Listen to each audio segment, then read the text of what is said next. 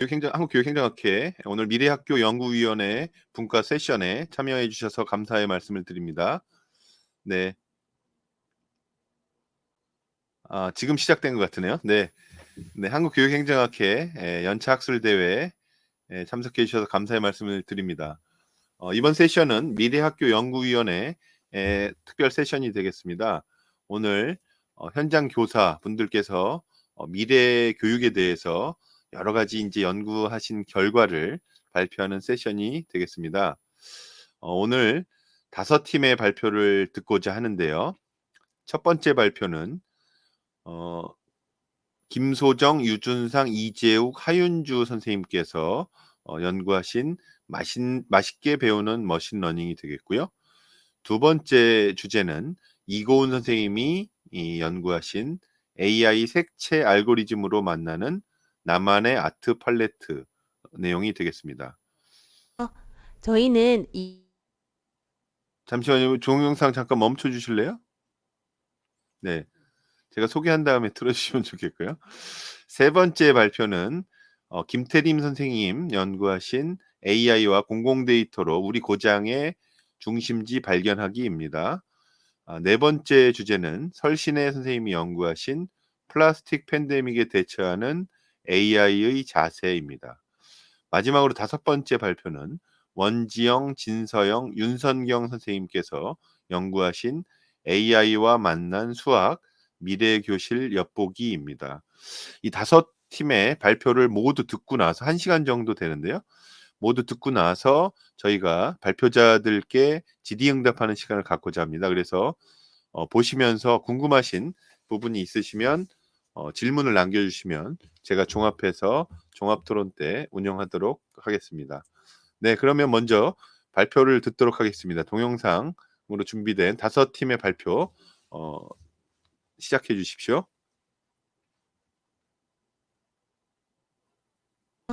저희는 이번 인공지능 융합 교육 수업 지도안 대회에서 수상한 맛있게 배우는 머신러닝 팀입니다. 저희 팀원은 점동초등학교 김소정 선생님, 한빛초등학교 유준상 선생님, 만선초등학교 이재욱 선생님, 광남초등학교 하윤주 선생님이십니다. 발표를 시작하도록 하겠습니다. 발표 순서에 대해 말씀드리겠습니다. 우선 저희가 생각한 수업 설계 의도에 대해 말씀드리고자 합니다. 3가지 관점에서 수업을 설계하였습니다. 두 번째로 수업 활동을 소개해 드리겠습니다. 3차시에 걸쳐서 수업을 준비하였는데요. 각 차시별로 머신러닝의 소개념인 지도학습, 비지도학습, 강화학습에 대해 각각 다루고자 하였습니다. 마지막으로 저희가 이 3차시 프로젝트 학습을 한 결과 그 수업 결과에 대해서 그리고 저희들의 생각에 대해서 말씀드리겠습니다. 저희는 이 3차시의 프로젝트 학습을 기획하며 3차시를 관통하는 교육 목표를 다음과 같이 설정하였습니다. 머신러닝의 개념과 원리를 알고 실생활에 적용할 수 있다. 수업 설계 의도를 말씀드리겠습니다. 저희가 수업을 구상하면서 가장 고심하였던 부분은 인공지능 원리를 초등학생들에게 어떻게 쉽게 가르칠 수 있을까 하는 부분이었습니다. 사실 머신러닝 그리고 지도, 비지도 강화학습이라는 것이 굉장히 광범위하고 또한 조금은 추상적이기도 하기 때문입니다. 그래서 이러한 개념을 구성하는 많은 요소들 중에서 초등학생들이 가장 쉽게 이해할 수 있는 요소들을 위주로 개념을 설명하고자 하였습니다. 지도학습에서는 분류, 비지도학습에서는 군집화, 강화학습에서는 행동과 보상이라는 요소들을 중점적으로 차용하여 수업을 구성하였습니다. 둘째로 학생들의 많은 흥미를 이끌어내며 실생활과 밀접한 주제를 가져오고 싶었고 또한 일회성 흥미 수업이 아니라 생활에 실질적으로 효용이 있는 프로젝트 수업을 하고 싶었습니다. 그렇기 때문에 수업 소재로 선정한 것은 음식과 식생활이었습니다. 관련된 교과로는 3, 4학년군의 체육, 건강 단원, 또한 5학년, 6학년 군에서는 실과의 영양과 식사를 다루는 부분이 교육과정에 포함되어 있습니다. 그리고 프로젝트 학습을 마무리하면서 영양사 선생님께 편지를 전달하는 부분이 있습니다. 실질적인 변화를 이끌어내면서 프로젝트 수업의 효용을 느낄 수 있도록 구성하였습니다. 마지막으로 수업 적용의 범용성을 높이고 싶었습니다. 정보기기가 구축되어 있지 않은 교실들이 많을 텐데요. 그러한 교실 환경을 생각하여 언플러그드 수업을 준비하였습니다. 활동 3차시 모두 전자기기가 필요하지 않은 수업입니다. 활동지만 필요합니다. 그리고 올해도 코로나로 인한 원격 수업일이 많았는데요. 원격 수업으로도 진행할 수 있는 블렌디드 수업입니다. 구글 젠보드를 이용하여 비대면으로 가능한 수업입니다. 수업의 전반적인 개요를 소개해 드리도록 하겠습니다. 저희는 맛있게 배우는 머신러닝이라는 프로젝트 학습 주제를 가지고 1차 시에서는 지도학습을 다루었습니다. 의사결정 나무로 음식 재료를 분류해 보았습니다. 2차 시에서는 비지도학습을 배워보았습니다. 군지파를 활용하여 공통된 요소로 음식 메뉴를 묶어보았습니다. 3차 시에서는 강화학습을 배워보았습니다. 개인별 맞춤 식단표를 구성하는 연습을 하였습니다. 본격적으로 수업을 소개해 보겠습니다. 앞서 말씀드렸듯이 1차 시에서는 의사결정 나무를 통해 지도학습의 원리를 이해하자를 학습 목표로 설정하였습니다. 동기 유발을 하며 수업을 시작하게 되는데요. 선생님이 좋아하는 음식 스무고개를 합니다. 스무고개를 한 이유는 질문을 하면서 범위를 좁혀나가는 모습이 지도학습의 분류 개념과 비슷하기 때문입니다. 그리고 문제 제기를 하게 됩니다. 식재료를 선정하는 과정에서 아주 많은 사과가 있습니다. 이 중에서 신선한 사과만 걸러내고 싶은데 인공지능은 여기서 어떻게 신선한 사과만 골라낼까요? 그러면 학생들이 나름의 방법을 강구하는데요. 분류하면 쉽고 빠르다라는 결론을 내게 됩니다. 그럼 분류의 방법으로서 의사결정나무를 이용하는 것입니다. 학생들이 기준을 세웁니다. 마른 모에는 기준을 넣고 예, 아니오로 분류하여 신선한 사과를 얻게 됩니다. 사과 외에도 생선, 고기, 달걀 등 다양한 식재료의 예를 준비하여 모든 별로 의사결정 나무를 만들었습니다. 그리고 이것을 발표하고 지도학습의 개념을 학습하며 수업이 마칩니다. 지도학습이란 정답 혹은 설명이 있는 데이터를 주고 학습하는 것이라고요. 1차 시 학생 활동지입니다. 고기, 사과, 생선, 달걀 이런 다양한 식재료의 활동지 그리고 사진과 설명을 주었는데요. 깨끗하고 신선한 고기, 상처가 있는 고기, 상한 냄새가 나는 고기, 핏물이 많이 흐르는 고기, 윤기가 없고 색이 탁한 고기, 겉표면이 마른 고기 등 다양한 예를 줍니다. 그러면 학생들은 다음과 같이 활동지를 오려서 기준을 맞추어 의사결정나무를 만들게 됩니다.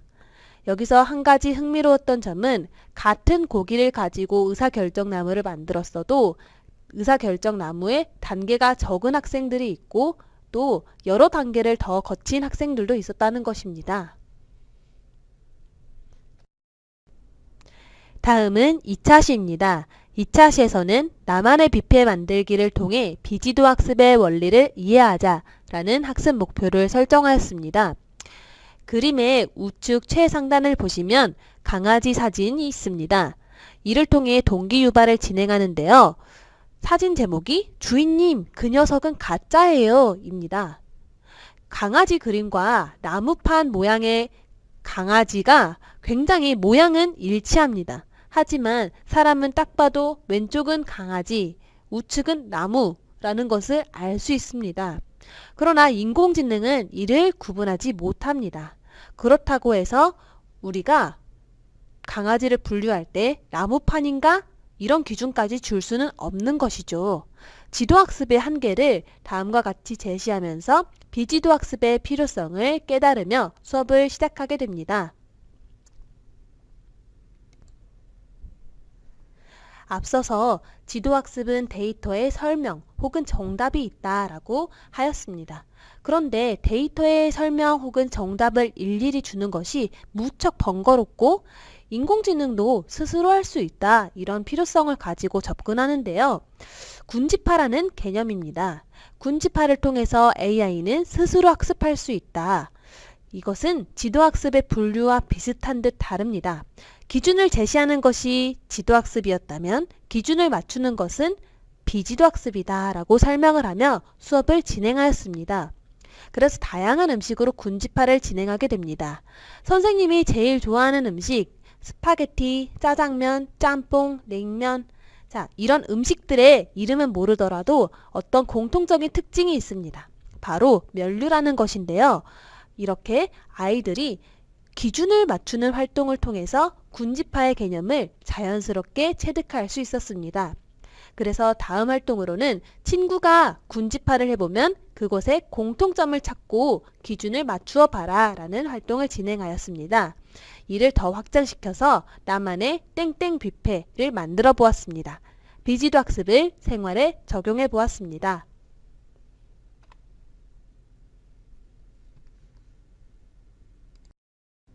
수업 활동지입니다. 2차 시의 비지도 학습은 분류 기준을 맞추는 것에 중점이 되어 있습니다. 여러 가지 음식 사진을 주면서 다양하게 군집화를 해보도록 합니다.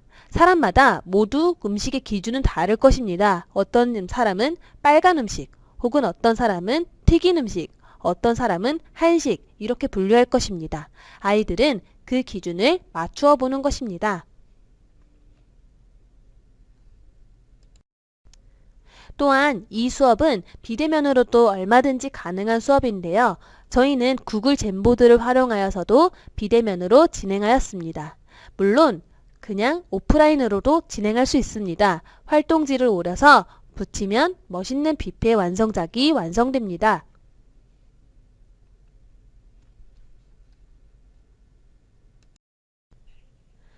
다음은 마지막 3차 시입니다. 3차 재학습 목표는 개인별 맞춤 식단 구성을 통해 강화학습의 원리를 이해하자는 것입니다. 앞서 학생들은 지도학습과 비지도학습을 배워보았습니다. 그런데 지도학습과 비지도학습에서는 다루지 않는 데이터 종류가 있습니다. 바로 움직임, 반응에 대한 행동 데이터인데요. 이것을 다루는 강화학습의 필요성을 이해하면서 수업을 시작하게 됩니다. 우선 강화학습에 필요한 데이터를 만들어야 합니다. 강화학습에 필요한 행동 데이터는 학교 식단표를 활용합니다. 학생들이 급식에 대한 반응을 조사하는 것인데요. 메뉴에 O와 X를 통해 선호도를 조사하게 됩니다. 나는 계란말이가 좋아. 그러면 동그라미. 같이 나온 얼갈이 된장국은 별로야. 하면 X. 이런 식으로요. 그래서 데이터를 바탕으로 좋아할 것 같은 맞춤형 식단을 완성해 줍니다. 받아본 학생은 점수로 이 식단이 얼마나 마음에 드는가 피드백을 해주게 됩니다. 학생들은 이러한 식단 데이터를 3번에 나누어서 받게 됩니다. 강화학습이 엄청나게 여러 번에 걸쳐서 이루어지는 것을 담고 싶었는데요. 시간의 한계상 3번에 걸쳐서 데이터를 받아보며 피드백을 받게 됩니다. 3번에 걸친 강화학습은 피드백 점수가 점차 향상되는 것을 알 수 있었습니다. 또한 프로젝트의 마지막 차시이기 때문에 학생들은 희망 최종 식단표를 모아 영양선생님께 식단을 건의하며 프로젝트 수업을 마무리 짓습니다. 3차 시 학생활동지는 필기와 함께 소개해 드리도록 하겠습니다. 앞서 말씀드렸듯이 학생들은 3번에 걸친 데이터를 받아보게 됩니다. 왼쪽은 만든 학생 데이터고요. 오른쪽은 그를 바탕으로 구성한 학생 맞춤 식단입니다. 우선 1주차, 2주차, 3주차 이런 식으로 있고요. 이것을 잘라서 3번에 걸쳐서 전달하게 됩니다. 녹차쌀밥 좋아, O, 콩나물국수 별로야, X, X, O, O 이런 식으로 표시를 하게 됩니다. 그럼 학생들은 이걸 보고 첫 번째 식단에는 땡땡땡, 땡땡땡, 땡땡땡 이렇게 식단을 나름대로 짜주게 됩니다. 그리고 받아온 학생이 60점입니다. 이런 피드백을 해주게 되는 것이죠. 두 번째 데이터를 주고 이번에는 80점.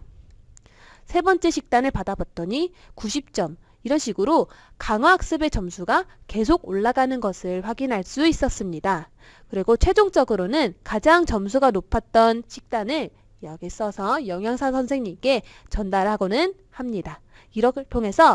이를 통해서 프로젝트 학습이 마무리됩니다.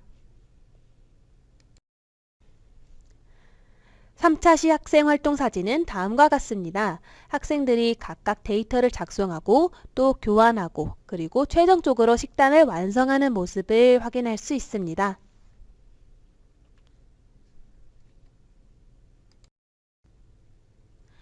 적용 결과 및 소감을 말씀드리도록 하겠습니다. 우선 저희는 차시별 평가와 프로젝트 학습 전반에 대한 만족도 조사를 진행하였습니다. 차시별 평가는 지식, 기능, 태도 면에서 진행되었고요. 다수의 학생이 학습 목표를 달성하며 인공지능 학습에 흥미를 보이는 모습을 관찰할 수 있었습니다. 특히 기능과 태도 면에서 굉장히 높은 수치를 보였습니다. 프로젝트 학습 전반에 대한 만족도 조사는 흥미도와 만족도 면에서 진행하였는데요. 둘 다 3.9, 3.8 이렇게 나와 그렇다에 가까운 긍정응답을 보였습니다.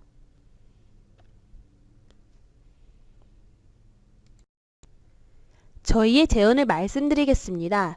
전반적으로 인공지능 수업에 대해 학생들이 굉장히 높은 흥미도와 참여도를 보였습니다. 3차 시내 압축적인 활동을 통해서 머신러닝의 개념을 최대한 쉽고 이해할 수 있도록 가르쳐 주고자 하였으나 처음 접하는 개념이기에 더 많은 사례 제시, 반복 연습, 차시 배정이 필요하다고 생각되었습니다. 또한 인공지능 교육의 확산을 위해 정보기기가 구축되지 않은 교실에서도 진행할 수 있는 더 다양한 언플러그드 인공지능 교육이 필요하구나 라는 것을 느꼈습니다.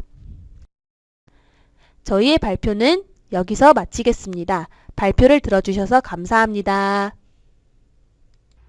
안녕하세요. 저는 AI 색채 알고리즘으로 만나는 나만의 아트 팔레트라는 주제로 발표하게 된 이화여자교육대학원 AI 융합전공에 재학 중이며 서울 강동구에 있는 동신중학교에서 미술교사로 근무 중인 이고은입니다. 오늘 발표는 다음과 같은 순서로 말씀드리겠습니다. 수업의 목표, 1차 시 수업과 2차 시 수업에 대해 말씀드리며 발표를 마무리하겠습니다. 수업의 목표는 다음과 같습니다. 2015 개정 미술과 교육과정에 따르면 5가지를 교과 역량으로 삼고 있는데 이 중에 창의융합 능력에 주목한 수업입니다. 아래 표에 보시면 창의융합 능력은 자신의 느낌과 생각을 다양한 매체를 활용하여 창의적으로 표현하고 미술 활동 과정에 타 분야의 지식, 기술, 경험 등을 연계 융합하여 새로운 가능성을 발견할 수 있는 능력이라고 제시되어 있습니다. 그리고 이 수업의 내용 체계로는 체험 영역의 연결이라는 핵심 개념에 해당됩니다. 연결은 기존의 어떤 새로운 항목이 신설된 부분입니다.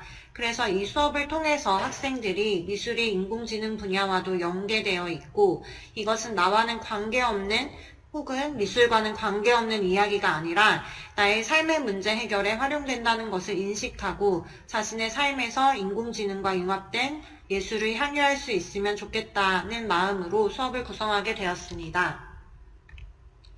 1차 시 수업을 보겠습니다. 알고리즘의 이해 및 인공지능 알고리즘 예술작품 가치 토론. 학생들이 알고리즘의 개념에 대해 간단히 살펴보고 예술 분야에서는 인공지능이 어떻게 사용되고 있는지 조사하여 학급 클라우드에 그것을 공유합니다. 그러한 인공지능 작품들이 예술적으로 어떠한 가치가 있는지 토론하는 그런 수업입니다. 도입 단계입니다. 저는 수업에 있어서 동기 유발이 가장 중요하다고 생각합니다. 인공지능 예술이라는 모호하고 애매한 이 낯선 세계로 아이들이 자발적으로 발을 딛게 하기 위해서는 교사가 좀 더 호기심을 자극시켜 줄 수 있는 동기 유발 단계를 설계해야 한다고 생각했습니다. 그래서 작품 서명 보면 화가가 보여요 라는 게임을 준비했는데요. 오른쪽이나 왼쪽 아래에 한글이나 영어로 써진 서명을 보면 화가가 누군지, 성격, 취향 등을 어느 정도 유추할 수 있는데요.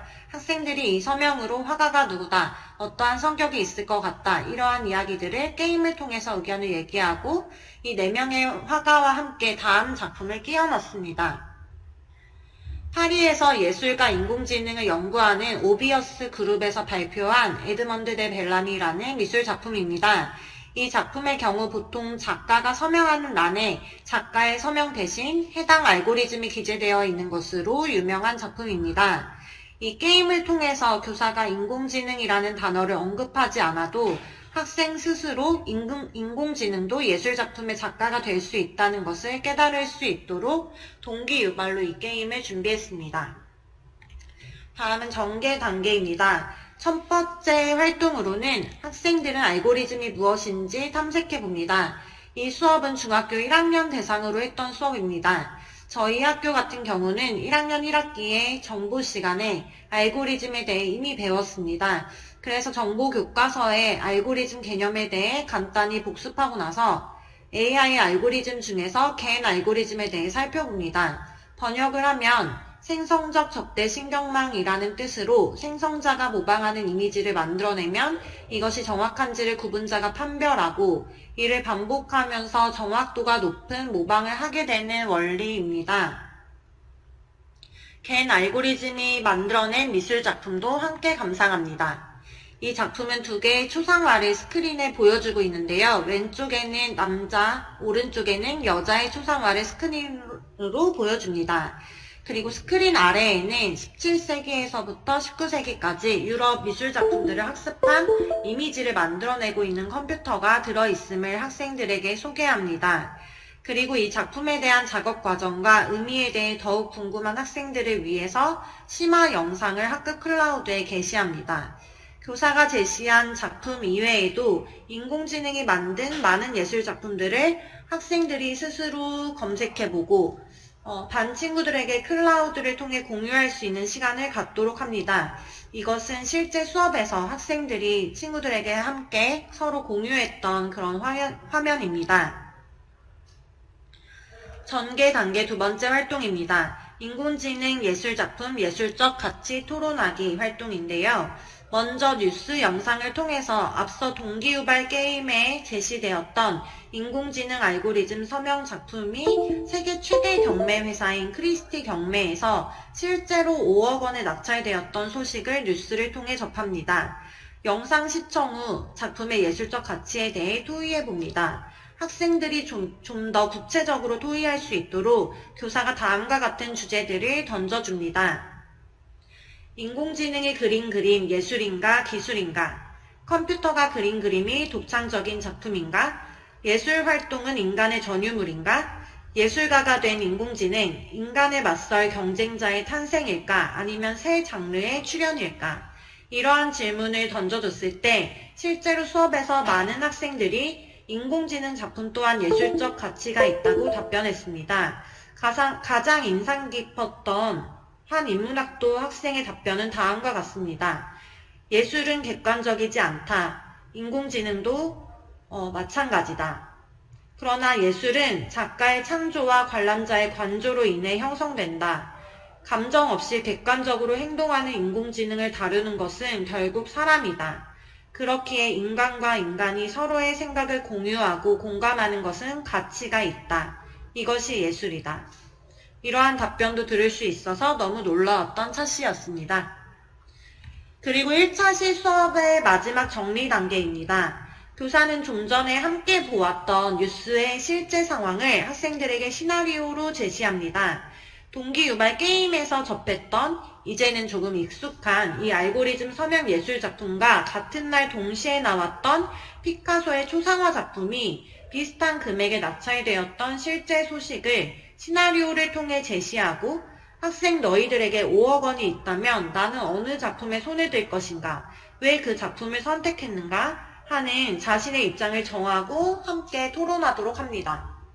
학생들은 방금 나눈 이야기들을 학급 클라우드에 간단히 정리하며 1차 시 수업을 마무리합니다. 2차 시 수업입니다. 팬텀 컬러 탐색 및 인공지능 색채 알고리즘으로 찾은 작품 공유. 이 수업에서는 1차 시에 배웠던 인공지능 예술이 나의 삶과 연결되는 과정입니다. 색채 알고리즘을 사용할 것이기 때문에 학생들이 먼저 미술에 있어서 색채의 역할은 감정의 전달임을 배우게 합니다.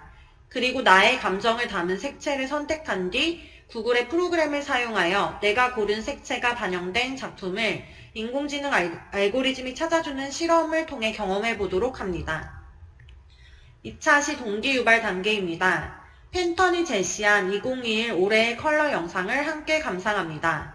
색채가 갖는 의미와 더불어 교사는 색채가 우리의 감정을 전달해 줄 수 있는 도구임을 강조하며 수업을 진행합니다.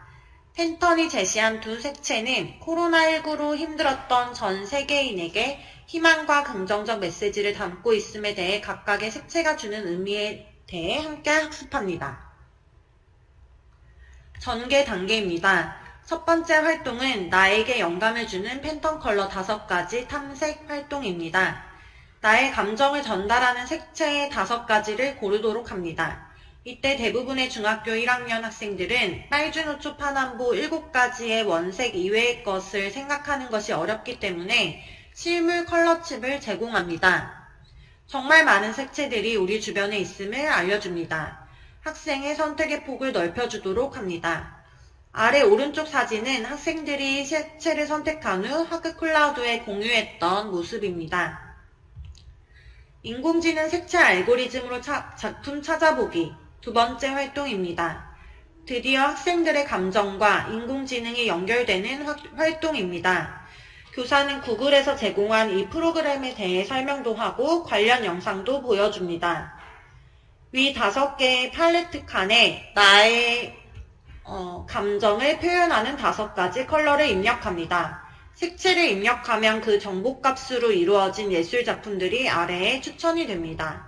이 중 하나의 작품을 선택하도록 합니다.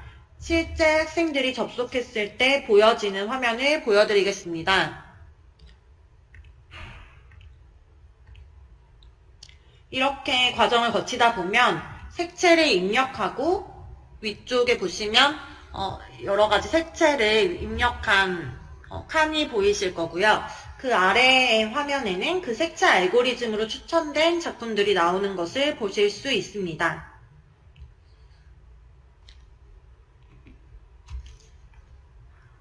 그래서 전개 두 번째 활동을 설명드리면 이것은 학급 클라우드에 공유된 학생들의 결과물입니다. 아래에는 5가지 색채를 고른 게시글이 있고 그 위에는 방금 알고리즘으로 추천된 작품들 중 각자 마음에 드는 작품을 선택하여 혹은 그 5가지 색채를 고를 때 나의 감정에 집중했기 때문에 그 감정을 가장 잘 전달해주는, 표현해주는 그런 작품을 선택하고 업로드한 게시글의 모습이 보여집니다.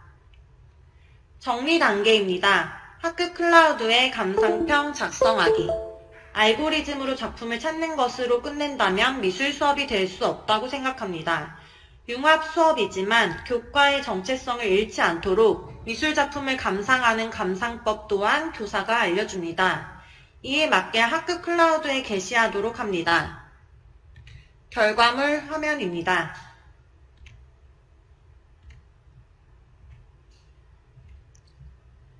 실제 수업에서는 이렇게 감상문을 작성하는 것으로 마쳤지만 조금 아쉬운 점들이 있었습니다.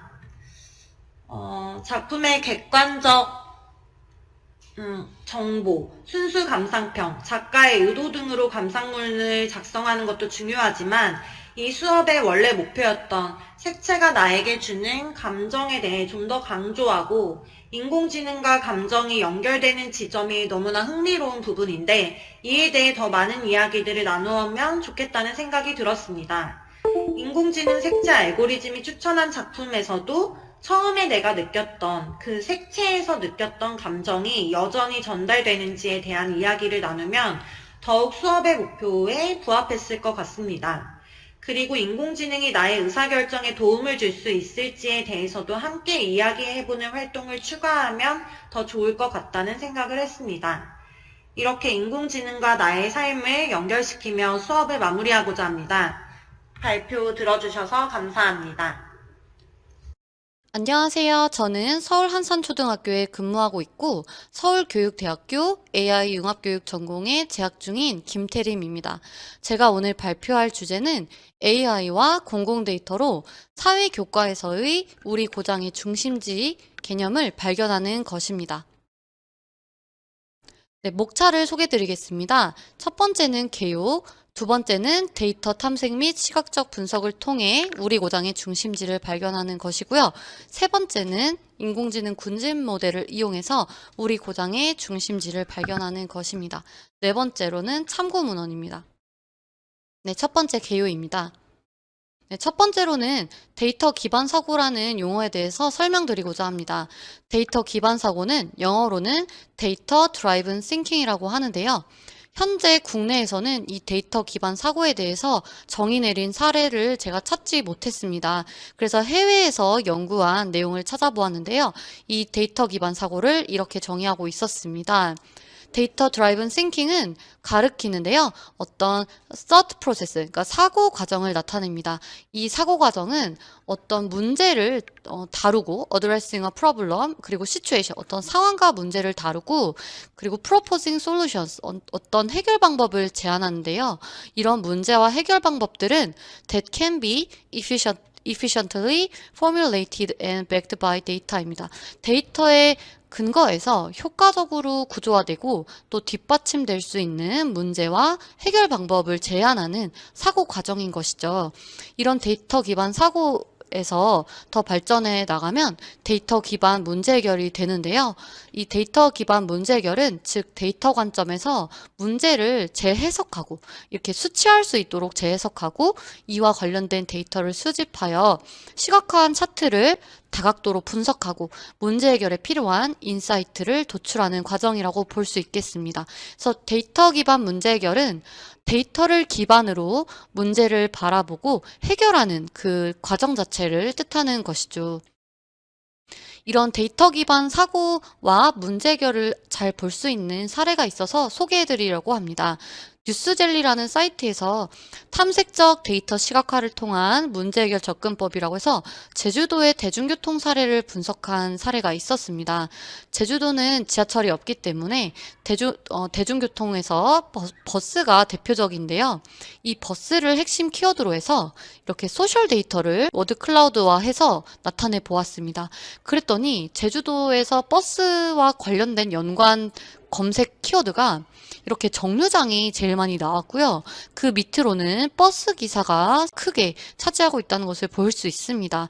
그래서 제주도에 정류장과 관련된 문제, 그리고 버스 기사와 관련된 문제가 있지 않을까? 이렇게 저희가 어떤 생각을 해볼 수 있겠죠. 이 소셜 데이터를 보고 여기서 문제를 추출해내는 것입니다. 하지만 이 문제는 아직 정확하지 않은 가설입니다. 그래서 정류장이 가장 많이 나왔기 때문에 정류장에 대한 문제가 많다면 정류장이 불편한 문제라고 볼 수 있겠죠. 그리고 버스 기사가 많이 나왔는데 버스 기사가 불친절하기 때문에 사람들이 많이 문제로 느끼지 않을까 이렇게 가설을 세워보는 것입니다.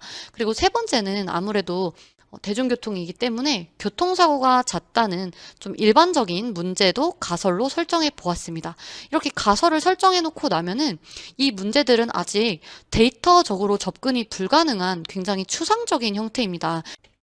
그래서 이런 문제를 데이터 기반 사고로 새롭게 재정의할 수 있는데요. 정류장이 불편하다는 이렇게 제주도의 면적이나 인구 대비 정류장 수가 적기 때문에 불편할 수 있겠죠. 이런 식으로 문제를 데이터 기반으로 새롭게 재정의 내리는 것입니다. 그리고 버스 기사가 불친절한 이유는 대부분 너무 일이 많기 때문에 불친절해지는 경우가 많겠죠. 그래서 이 문제를 운전 버스 수 대비 운전자 수가 너무 적어서 한 사람이 운전하는 버스가 너무 많아서 버스 기사가 친절한 게 아닐까 이렇게 접근해 보는 것이죠. 그리고 세 번째는 교통사고가 잦다는 문제는 조금 더 구체화해서 제주도의 인구 수 대비 교통사고 건수가 많다로 이렇게 새롭게 재정의를 내려보았습니다. 그래서 이런 문제들이 실제로 맞는지를 확인하기 위해서는 데이터를 통해서 제대로 확인해 볼 필요가 있습니다. 그래서 데이터 탐색 및 시각적 분석을 통해 가설을 검증해 보는데요. 첫 번째 가설이었던 제주도의 면적 및 인구 대비 정류장 수가 적다라는 가설은 분석 결과 기각되었습니다. 왜냐하면 첫 번째 그래프에서 보시면 시도별 면적 대비 정류장의 수인데 서울은 면적 대비 정류장 수가 정말 많죠. 그렇지만 제주도도 많은 시도에 이렇게 비교해 봤을 때 중간 정도에 위치했습니다. 그래서 면적 대비 정류장 수가 더 적은 곳도 많이 있기 때문에 이게 그렇게 큰 문제는 아니라는 것을 알 수 있습니다. 그리고 또 시도별 인구 대비 정류장 수를 나타내 보았는데 서울 같은 경우에는 사람이 정말 많아서 인구 대비 정류장 수가 오히려 좀 이렇게 적게 나오는데 제주도 같은 경우에는 초록색으로 인구 대비 정류장 수는 넉넉한 편으로 나왔습니다. 그래서 이렇게 데이터 분석을 실제로 해보니까 이 첫 번째 가설은 기각될 수 있었습니다. 두 번째 가설도 한번 살펴보겠습니다. 운전자 수 대비 버스의 수가 너무 많은가를 봤더니 시도별로 해봤을 때 제주도는 평균에 위치했습니다. 오히려 강원도나 이런 곳이 운전자 수 대비 운전하는 버스의 수가 많았고 제주도는 그거보다 한참 덜 미쳤습니다. 제주도의 운전버스 수 대비 운전자 수가 적다는 이런 문제는 가설은 기각되었습니다. 그리고 세 번째 문제는요. 교통사고가 많다는 것이었는데 실제로 인구 대비 교통사고의 숫자를 그래프로 시각화했더니 제주도는 다른 시도에 비해서 인구 대비 교통사고 숫자가 아주 높았습니다. 그래서 이렇게 데이터 분석을 해보니까 이 세 번째 가설만 유효하게 나왔고 나머지 가설은 유효하지 않다는 것을 알 수 있었습니다. 이런 사례를 제가 보면서 초등학교 사회에서 나오는 이 중심지의 개념을 데이터 기반 사고로 접근해 봐야겠다는 생각이 들었습니다. 왜냐하면 4학년 1학기 사회교과서에 나와 있는 우리 지역의 중심지라는 파트인데요. 사람들이 많이 모이는 곳을 찾아보자고 되어 있고 어디가 많이 모일지 예상해 보자고 되어 있습니다. 그리고 사람이 많이 모일 곳으로 짐작되는 곳을 짐작해서 이제 어떠한지 그런 특징을 찾고 그 다음에 이제 이런 중심지의 특성을 단순히 사람들이 많이 모이는 곳이라고만 이야기하고 있습니다. 하지만 이런 자기의 주관적인 생각에 의해서 또 그냥 자기만의 경험에 의해서 사람들이 많이 모였던 곳은 이런 곳이었어. 이런 식으로 그냥 짐작해서 접근하는 것이기 때문에 조금 더 중심지를 정확하게 찾기 위해서는 이런 사람들이 많이 모인다는 중심지의 개념, 그 특성을 데이터 기반으로 재정의할 필요가 있었습니다. 그래서 이 중심지의 개념을 데이터 기반으로 새롭게 정의하는 과정을 보여드리겠습니다. 중심지의 개념은 사람들이 많이 모이는 곳이죠. 그렇다면 당연히 교통이 편리할 것입니다. 뭐 버스나 지하철이 다니지 않는 곳에 사람들이 자가용을 타고 가긴 하지만 아무래도 대중교통을 이용하는 숫자에 비하면 많이 부족하잖아요. 그래서 이런 교통이 편리하다는 특징과 관련된 데이터에는 무엇이 있을까 생각을 해보았습니다. 그래서 어떤 데이터로 접근할 수 있을지 찾아본 것이죠. 그랬더니 두 가지 데이터가 떠올랐습니다. 첫 번째는 지하철 탑승 인원 공공 데이터였고 두 번째로는 버스 승하차 인원 공공 데이터였습니다. 근데 여기에서 어떤 데이터로 접근을 할까 생각을 하다 보니까 우리 고장의 중심지를 찾는 문제를 지금 데이터 기반 사고로 접근하는 것이잖아요. 그래서 어떻게 하면 우리 고장의 중심지를 더 정확히 찾을 수 있을까를 생각해 보게 되었습니다. 생각해 보니까 지하철은 한 고장에 고작 한두 개밖에 없습니다. 지하철 자체가 중심지여서 우리 고장에서 사람들이 많이 모이는 곳을 좀 세세하게 알기는 어렵다는 생각이 들었습니다. 하지만 버스는 정류장이 역과 역 사이에도 촘촘하게 분포해 있기 때문에 우리 고장의 중심지를 조금 더 작은 단위에서 살펴볼 수 있다는, 세세하게 알 수 있다는 장점이 있었고요. 또한 파란 버스 말고 이제 우리 고장에만 다니는 마을버스는 우리 고장 주변에서만 움직이기 때문에 우리 고장만의 중심지를 찾기에 효과적이었습니다. 처음으로는 제가 다른 파란 버스, 그런 간선 버스도 활용을 해봤는데, 다른 고장에 가는 곳이, 그 정류장이 너무 많아서 중심지를 찾기에 좀 효과적이지 않았습니다. 그래서 마을버스 데이터를 이용해서 중심지를 찾기 좋겠다라는 생각을 했고, 또한 버스의 정류장 이름은 그 자체가 그 정류장 주변에 있는 핵심 지명을 담고 있더라고요. 그래서 그 중심지를 찾기에 아주 효과적인 데이터라는 생각이 들었습니다. 그래서 저는 이 고장의 중심지를 찾는 문제를 데이터 기반으로 재정의했는데, 그래서 중심지의 개념을 우리 고장 마을버스의 승하차 인원이 많은 정류장이 위치한 곳으로 새롭게 재정의를 내렸습니다. 이렇게 해서 이제 문제를 접근해 본 것이고요. 두 번째로는 데이터 탐색 및 시각적 분석을 통해 우리 고장의 중심지를 발견해 보는 것입니다. 여기에서는 이제 인공지능 없이 단순한 데이터 탐색과 시각화로 알아보는 건데요. 저는 먼저 이제 서울시 버스 노선별 정류장별 승하차 인원 공공 데이터를 서울 열린 데이터 광장에서 다운로드 했습니다. 이 데이터 안에는 서울의 모든 버스 데이터가 들어있기 때문에 굉장히 양이 많습니다. 그래서 여기 있는 이 원 데이터를 다운받아서 제가 지금 강동구에 있는데요. 이 강동구에 그 마을버스 데이터로만 쭉 정리를 했고, 필요 없는 데이터, 날짜 데이터 같은 것은 삭제하고 노선 번호, 역명, 승차 총 승객수와 하차 총 승객수만 남겼습니다. 그래서 이렇게 데이터를 전처리를 하였고요. 그 다음에 이 엑셀에서 이 데이터를 먼저 시각화해 보았습니다. 시각화도 해보고 그 정렬을 해보았는데요. 이렇게 시각화를 분산형 차트로 해보았더니 여기가 이제 가로축이 승차 인원수고요. 세로축이 하차 총 승객수인데 이 인원이 많은 정류장들이 있었습니다. 그래서 대충 이런 부분들이 이제 중심지가 될 것이다 라고 표시를 해보았고요. 이렇게 1차로 발견한 중심지들을 또 이렇게 정렬해서 한 번 더 확인해 보았습니다. 승차 총 승객수가 많은 순으로 데이터를 정렬해보면 이런 식으로 가장 많이 사람들이 탄 곳이 나오고, 또 하차 총 승객수가 많은 곳으로 정렬을 해보면 이렇게 또 많이 내리는 곳도 나왔습니다. 그래서 저는 중심지가 승차와 하차 인원수가 많은 곳으로 생각을 해야겠다, 그렇게 생각을 했고요. 왜냐하면 이 정류장이 회차하는 곳에 따라서 조금씩 다 차이가 있더라고요. 그래서 이렇게 해서 먼저 1차로 찾은 중심지를 백지도에 표시해 봅니다. 그러면 이렇게 천호역, 현대백화점, 암사종합시장과 같은 1차로 찾은 중심지가 이렇게 표시가 됩니다. 하지만 저희가 이렇게 해서 찾는 것에서 더 이제 발전해서 인공지능 군집 모델을 이용해서 우리 고장의 중심지를 발견해 보는 것도 해보았습니다.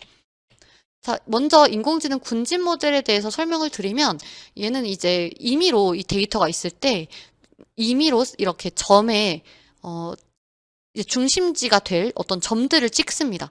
임의로 찍은 점에서 가까운 데이터, 그러니까 이 점이 어느 별에 가장 가깝냐에 따라서 그 별에 할당을 해줍니다. 이렇게 할당이 되었을 때 이제 이 점들끼리의 또 새로운 중심점을 찾아서 또 할당을 해줍니다. 그래서 보면 아까 거기에서 이렇게 파란색 별의 점 위치가 이동했죠. 이런 식으로 해서 계속 중심점을 갱신해주면서 이 점들이 모이도록 가장 거리가 멀지 않게 계속 반복하다 보면 더 이상 이 변화가 없는 순간이 오게 됩니다.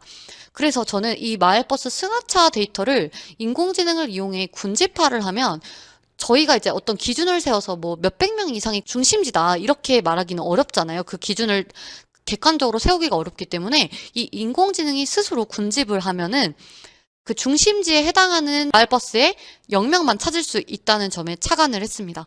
그래서 엔트리의 군집을 이용해서 승하차 데이터를 4개로 군집화 해보았습니다. 이렇게 데이터를 입력하고 핵심 속성으로는 승차 총 승객수와 하차 총 승객수를 넣고 군집 개수는 4개로 생성을 하였습니다. 생성을 하면 학습한 모델의 결과가 이렇게 나오게 됩니다. 그래서 군집이 1, 2 이렇게 해서 중심지가 나오게 됐고요. 이 하차 인원이 많은 곳과 승차 인원이 많은 곳으로 크게 중심지를 찾을 수 있었습니다. 그래서 이렇게 군집화를 해보고 이 군집에 해당하는 버스 역명을 리스트로 쫙 출력해 보았습니다. 코드를 통해서 쭉 찾아서 리스트에 출력을 해보았더니 이런 식으로 해서 버스 정류장의 역명이 쭉 나오게 되었습니다. 이런 2차로 찾은 중심지를 1차로 찾은 중심지와 비교해보면 데이터 탐색을 통해 단순히 상단에 정렬된 중심지를 찾을 때마다 인공지능 군집 모델을 활용하니까 찾을 수 없었던 그 애매한 수치였던 800명, 700명대였던 그런 곳들도 중심지로 잘 발견되었습니다. 그래서 이런 2차로 찾은 중심지를 백지도에 표시하면 아까 1차에서 찾은 것보다 더 많은 곳들이 중심지로서 발견됐다는 것을 알 수 있었습니다. 네, 그래서 저는 이로써 이제 참고 문헌을 소개해 드리면서 발표를 마치도록 하겠습니다. 감사합니다. 안녕하십니까. 저는 이화여자대학교 교육대학원 AI융합교육전공 설신혜라고 합니다. 저는 오늘 플라스틱 팬데믹에 대처하는 AI의 자세라는 주제로 AI 융합 수업 사례에 대해서 발표하겠습니다. 목차는 다음과 같습니다. 먼저 수업 개요에 대해서 말씀드리겠습니다. 이 수업은 총 3차 시로 구성되어 있는데요. 1차 시에는 사회교과와 정보교과를 융합해서 빅데이터 분석을 활용한 플라스틱 팬데믹 현상에 대해서 탐색하는 활동입니다. 2차 시에는 기술 가정과 정보교과를 융합하여 재활용이 되는 플라스틱과 그렇지 않은 플라스틱을 분류하는 학습 모델을 만드는 활동을 하게 됩니다. 3차 시에는 2차 시에서 만들었던 학습 모델을 활용해서 인공지능으로 재활용이 가능한 플라스틱을 분류하는 프로그램을 만드는 활동으로 구성되어 있습니다.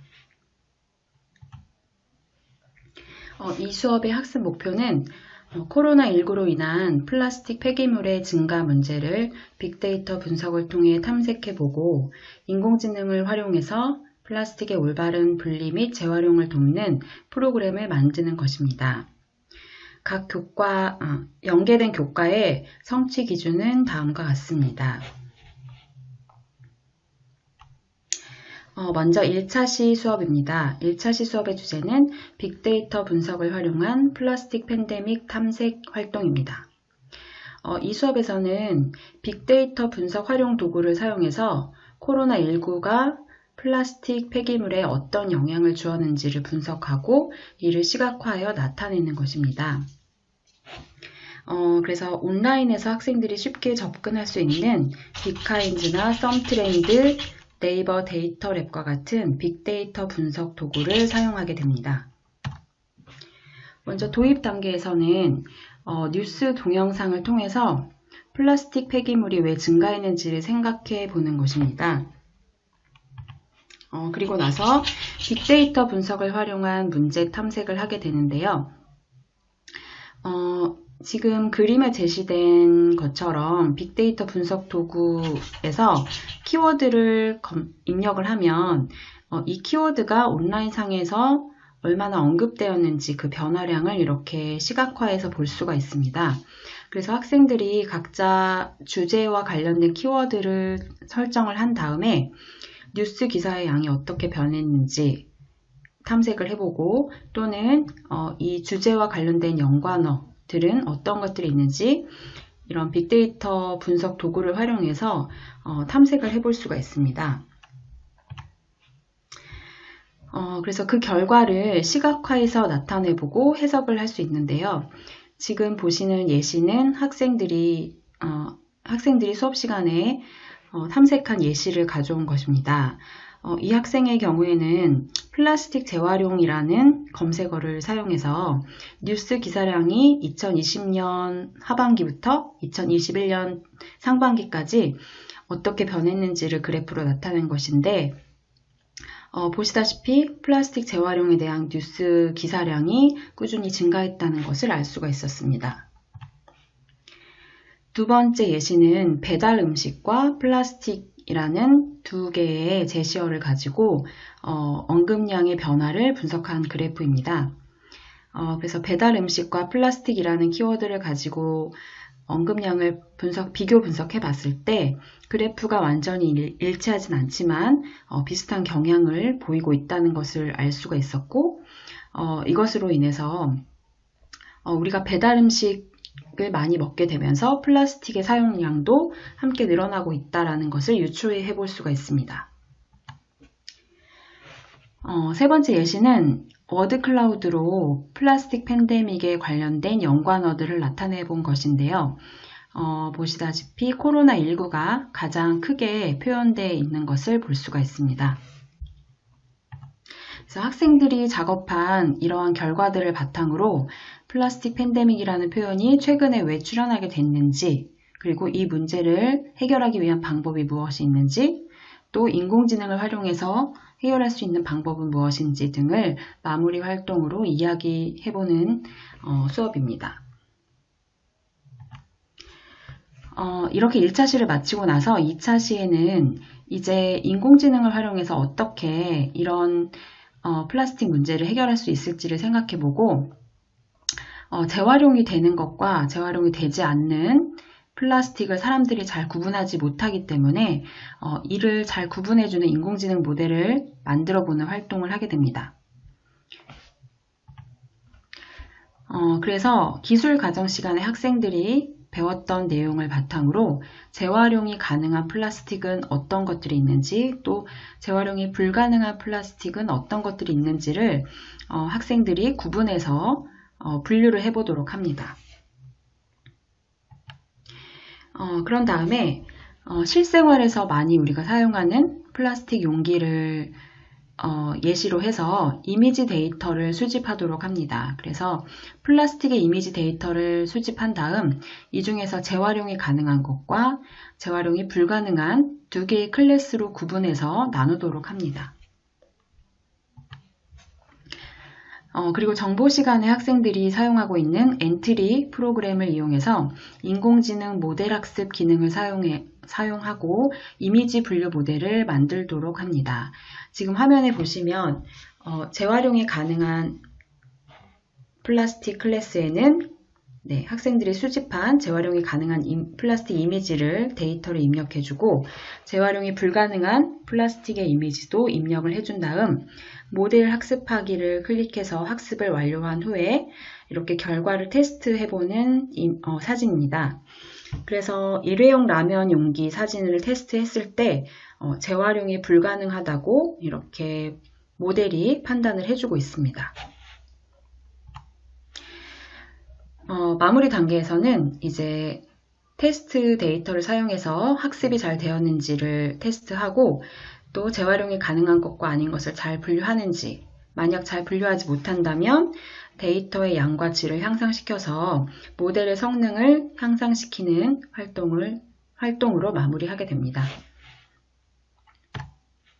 마지막으로 3차 시에는 2차 시에서 만들었던 인공지능 모델을 활용해서 재활용이 가능한 플라스틱을 분류해주는 분류 프로그램을 만드는 활동으로 구성되어 있습니다.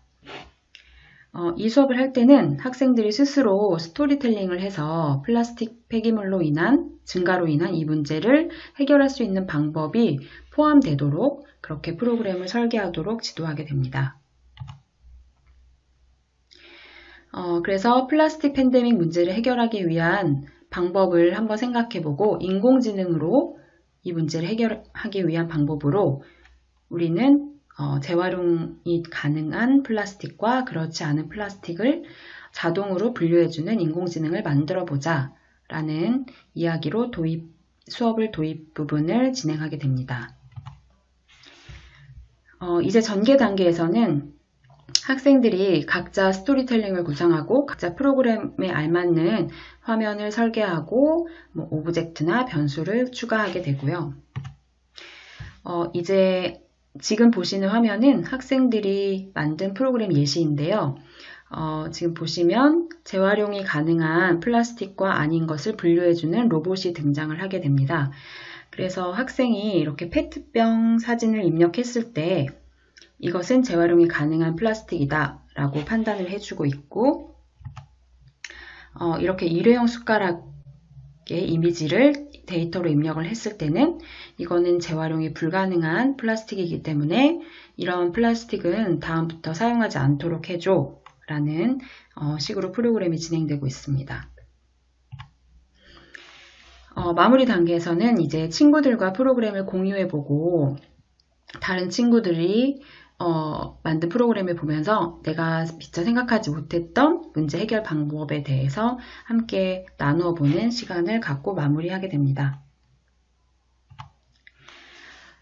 다음은 이 수업과 관련된 심화활동인데요. 이 수업과 이제 연계해서 교실이나 집에서 직접 사용할 수 있도록 이제 프로그램에 그치는 것이 아니라 플라스틱 분류 기계를 만들어 보는 활동도 할 수 있을 것 같습니다. 또는 플라스틱뿐만 아니라 폐기물의 종류에 따라서 종이, 비닐, 플라스틱 캔 이렇게 폐기물을 분리 배출해주는 프로그램을 만들어 볼 수도 있습니다. 지금 보시는 것은 학생이 만든 예시인데요. 안녕, 나는 지구를 지키는 분리수거 인공지능이야. 어떤 쓰레기를 분리수거할 거야?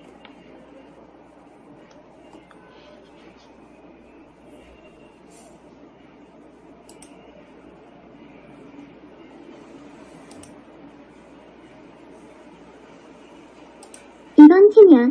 캔을 버릴 때는 내용물을 다 비운 다음에 버려야 해. 네, 이렇게 폐기물의 종류에 따라 분류를 해주고 올바른 분리 배출 방법까지 안내해주는 프로그램을 학생이 만들었던 예시를 보여드렸습니다. 안녕. 네, 마지막으로 이 수업의 기대 효과입니다. 실생활에서 발생되는 문제를 이렇게 인공지능을 활용해서 해결할 수 있다는 것을 경험해 봄으로써 다양한 분야의 문제들을 인공지능을 이용해서 어떻게 해결할 수 있을지 한번 생각해보는 기회를 제공해주고 있고요. 또 이 수업 과정에서 학생들이 직접 데이터를 수집하고 학습 모델을 만들어서 프로그램에 직접 활용해보는 이 전 과정을 통해서 기계학습의 원리를 이해할 수 있고 또 인공지능 프로그램이 만들어지는 과정을 이제 처음부터 끝까지 모두 경험할 수 있다는 장점이 있습니다. 마지막으로 사회 및 기술 과정과 융합해서 수업을 구성해 보았는데요. 이때 사회와 기술 과정에서 다루었던 이런 환경 문제라던가 플라스틱 문제에 대한 주제를 가지고 융합 수업을 함으로써 이 주제에 대해서 다양한 시각에서 접근할 수 있는 그런 융합적인 안목을 형성할 수 있다는 것이 기대 효과라고 할 수 있겠습니다.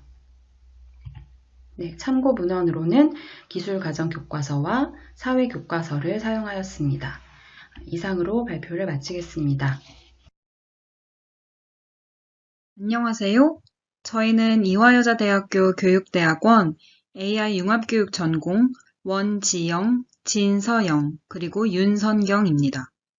저는 발표를 맡은 원지영이라고 합니다. 오늘 저희는 초등 수학교육에 인공지능을 적용하여 학생들의 수학학습을 도울 수 있는 방안에 대해 AI와 만난 수학, 미래교실 엿보기 라는 제목의 발표를 준비하였습니다. 발표 순서는 다음과 같습니다. 처음으로는 초등 수학교육에서 AI 융합의 필요성에 대해 말씀드리고 다음으로는 수업의 개요와 설계에 대해 설명드리겠습니다. 마지막으로는 수업에 적용된 모습과 그 시사점에 대해 소개하려고 합니다. 첫째로 초등 수학교육에서 AI 융합 수업의 필요성입니다. 우선 연구자의 교실 상황은 초등학교 1학년 학생 26명으로 학생별로 수학학습 수준의 차이가 커서 학습 속도 차이가 컸습니다. 수학 익힘책이나 학습지를 제공하면 학습 수준이 높은 학생은 빠른 시간 내에 풀고 담임교사의 검사나 채점을 기다렸습니다. 이로 인해 한글 읽기에 어려움을 느끼는 학생들은 교사의 개별 지도를 필수로 하는데 이러한 개별 지도 시간 확보가 매우 어려웠습니다. 더불어 사교육 등을 통해 수학 선행학습을 많이 한 학생들은 수학 교과서의 내용을 지루하거나 쉽다고 느껴 학습 동기가 저하된 상태였습니다. 이러한 학습자 실태에 따라 AI를 활용하여 교수 학습 평가를 혁신해야겠다는 결론을 내렸습니다. 현재 학교에서는 엔트리 등 도구를 이용한 코딩이나 인공지능 소형 교육은 다양한 수업 방안이 연구되고 공유되고 있지만 저학년에서는 활용하기가 어려운 실정이었습니다. 따라서 인공지능의 도움을 받으며 수업을 진행하여 교사의 업무 부담을 덜고 학생들 또한 AI 기술을 친숙하게 느낄 수 있는 방안을 고민하였습니다. 이를 위하여 교수학습 혁신 방안으로 AI 문제 추천 시스템을 활용한 학생 맞춤형 학습을 실현하여 학생의 수준별로 적절한 문제가 제공되어 AI를 활용한 수학 놀이 활동으로 학습에 대한 흥미를 유발하고 마지막으로 AI 도구로 평가를 자동화하여 교사가 학생 개별 지도를 할 수 있는 시간을 확보하고자 하였습니다. 수업의 개요는 다음과 같습니다. 초등학교 1학년 대상의 수 체계 및 수 감각 기초 형성에 관한 목표로 세 차시 수업을 구성하였습니다. 첫 번째 차시에서는 10의 의미를 알고 10 모으기와 가르기를 실시합니다. 두 번째 차시에서는 50가지 수의 순서를 알아봅니다. 세 번째 차시에서는 50가지 수의 크기를 비교해 봅니다. 세 차시의 수업 모두 엔트리와 티처블 머신이라는 AI 모델을 활용하여 수업 중 개별 평가를 진행하였고, 똑똑 수학탐험대를 활용하여 차시별 평가를 진행하였습니다. 1차시의 수업 설계는 다음과 같습니다. 학습 목표는 10의 의미를 알고 10 모으기와 가르기를 할 수 있다로, 도입에서는 똑똑 수학탐험대의 평가를 이용하여 전시학습 내용을 상기하고 학생들의 결과를 교사가 대시보드에서 바로 확인하였습니다.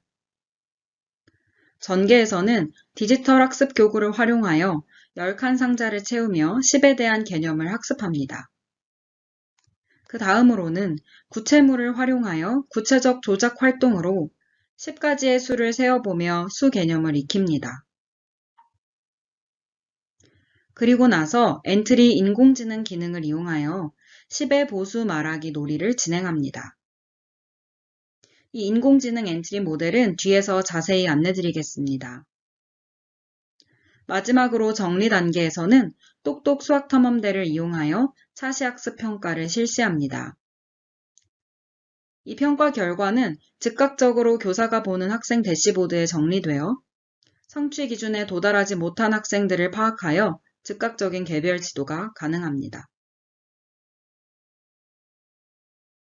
다음은 1차시 지도안의 일부입니다. 왼쪽 그림은 앞서 설명드렸던 도입의 전시학습 상기 문제 풀이 모습입니다. 문항 해결 결과가 교사의 대시보드에 즉각적으로 반영되기 때문에 지난 시간의 학습 내용을 얼마만큼의 학생들이 어디까지 이해했는지 바로 확인할 수 있습니다. 이를 통해 교사는 어느 부분에서 보충 설명이 필요한지를 결정하고 수업을 진행할 수 있었습니다. 오른쪽 그림은 10칸 상자 디지털 교구입니다. 똑똑 수학탐험대에 있는 10칸 상자는 10개의 동그라미가 모이면 10개짜리로 바뀌는 것을 시각적인 효과로 표현하여 학생들이 이후 10 이상의 수를 공부할 때 자릿값에 대한 감각을 기를 수 있게 해주는 교구입니다. 지금 보여드리는 그림은 엔트리 인공지능 블록 중 STT, TTS 기능을 이용한 10의 보수 말하기 게임입니다. 엔트리가 말풍선의 질문을 말로 읽어주고 음성 인식으로 학생의 대답을 인식합니다. 답이 같으면 정답이야 라는 음성이 나옵니다.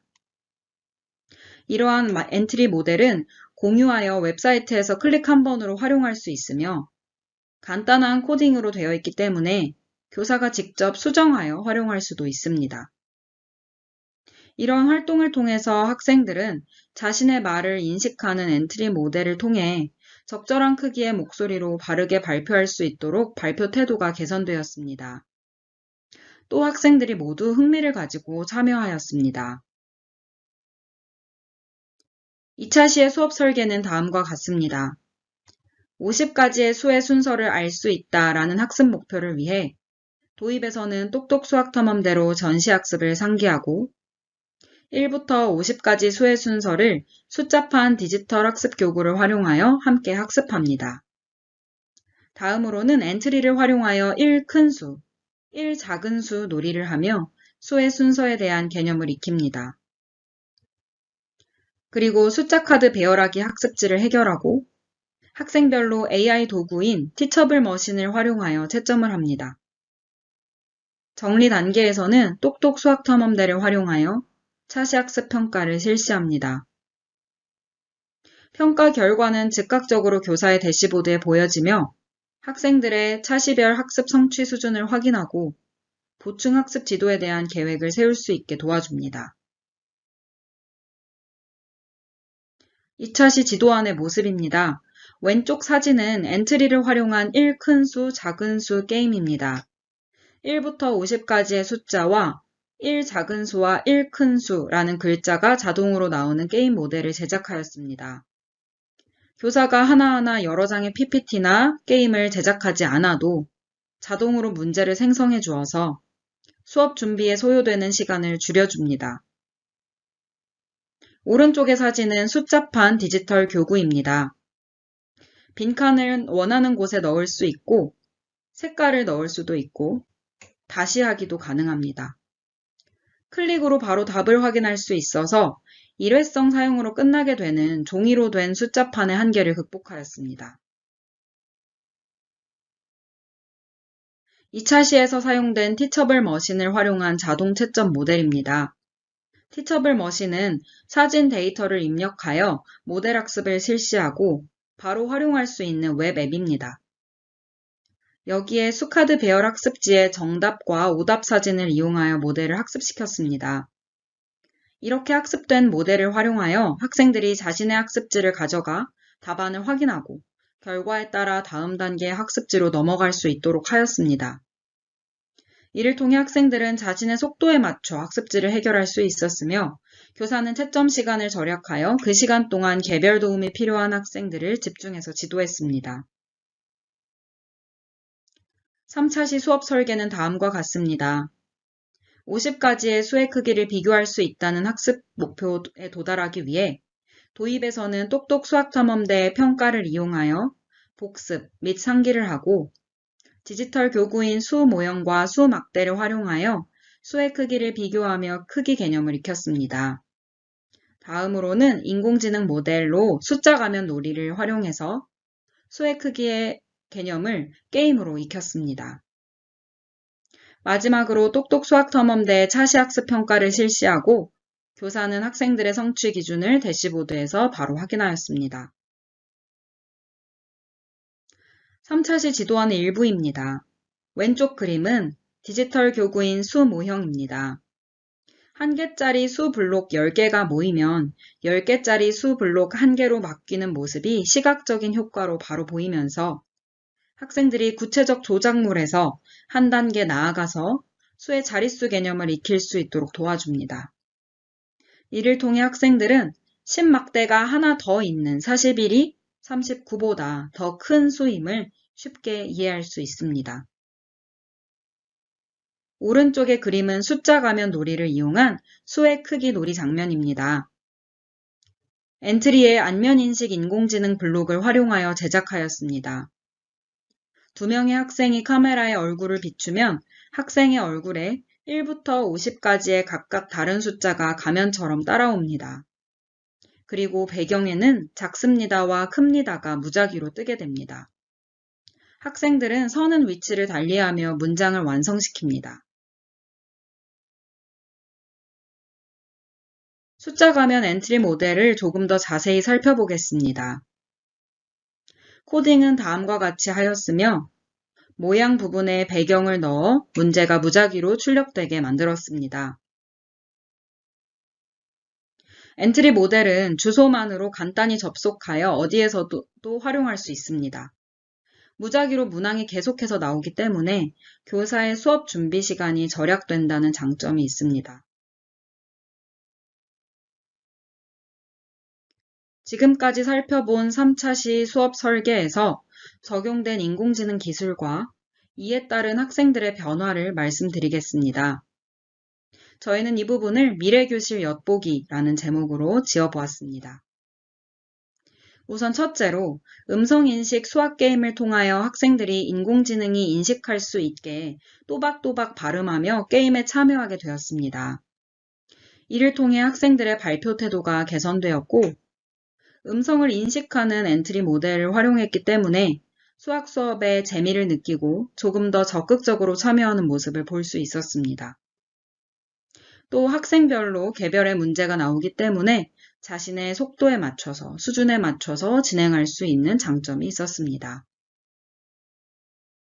다음으로는 안면인식 수학게임을 활용했을 때의 모습입니다. 학생들이 직접 신체를 움직이며 적극적으로 수업에 참여하였습니다.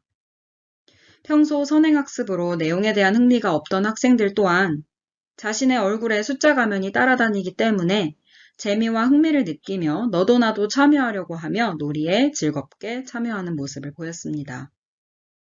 이를 통해 학생들은 조금 더 자연스럽게 숫자의 크고 작음을 익힐 수 있었습니다. 다음으로는 티처블 머신을 활용한 자동 채점 모델의 활용 결과입니다. 학생들이 자동 채점을 활용하기 위해서 노트북 준비를 해놓았으며 정답입니다의 확률이 99% 이상일 경우 스스로 다음 단계의 학습지로 넘어갈 수 있도록 뒤편에 학습지를 배치하였고 이를 통해 학생들이 활동하였습니다. 저장된 학습 모델은 파일 형태로 공유가 가능해서 같은 형태의 학습지를 활용할 경우 다른 교실에서도 학습 모델을 그대로 활용할 수 있다는 장점이 있었습니다. 무엇보다도 가장 큰 장점은 학생들이 스스로 채점을 진행하기 때문에 교사가 채점을 해주는 시간을 절약해서 개별 지도가 필요한 학생들에 대한 지도 시간을 확보했고 이로 인해 더 질 높은 수학 수업을 진행할 수 있었습니다. 학생들 또한 전체 학습 단계에 맞추지 않고 자신의 해결 수준에 따라서 다음 단계의 문제로 넘어갈 수 있다는 장점이 있었습니다. 마지막으로는 똑똑 수학탐험대를 활용한 전시학습 상기와 차시별 평가의 결과입니다. 똑똑 수학탐험대는 사진에서와 같이 학생별 문제풀이 결과를 색깔과 글, 그래프로 정리해서 보여줍니다.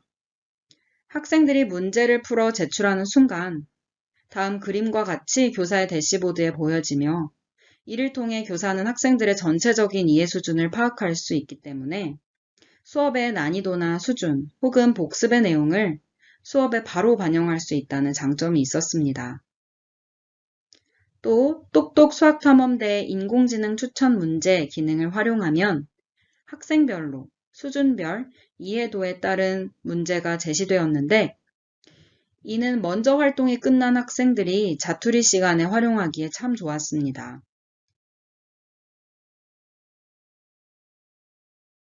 지금까지 살펴본 인공지능을 융합한 수학 수업의 시사점은 다음과 같이 정리해 볼 수 있습니다.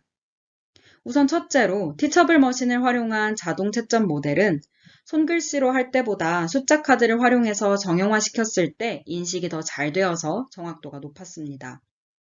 따라서 이후로도 티처블 머신을 활용한 자동 채점 모델을 제작할 때에는 글씨나 그림을 더 잘 인식할 수 있도록 정형화된 학습지와 같은 틀을 이용하는 게 좋습니다.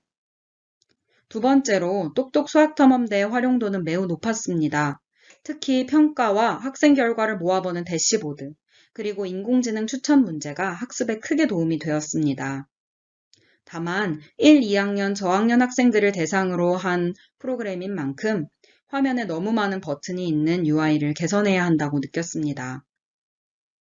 따라서 이후 게임과 학습을 접목시킨 인공지능 도구를 개발할 때에는 학생들에게 좀 더 직관적인 형태로 개발되어야 하겠습니다. 마지막으로 인공지능을 활용하여 융합 수업이 교사에게 새로운 업무나 부담으로서 다가오지 않고 간편한 방법으로 일반화가 가능해야 한다는 것을 느꼈습니다. 이를 위해 저희는 수업을 구상할 때 엔트리 모델을 저장하거나 웹사이트로 바로 공유할 수 있도록 설계하였습니다. 또 티처블 머신을 이용할 때에도 모델을 저장하여 바로 공유한다면 어디서든 똑같이 이용할 수 있게 설계하였습니다.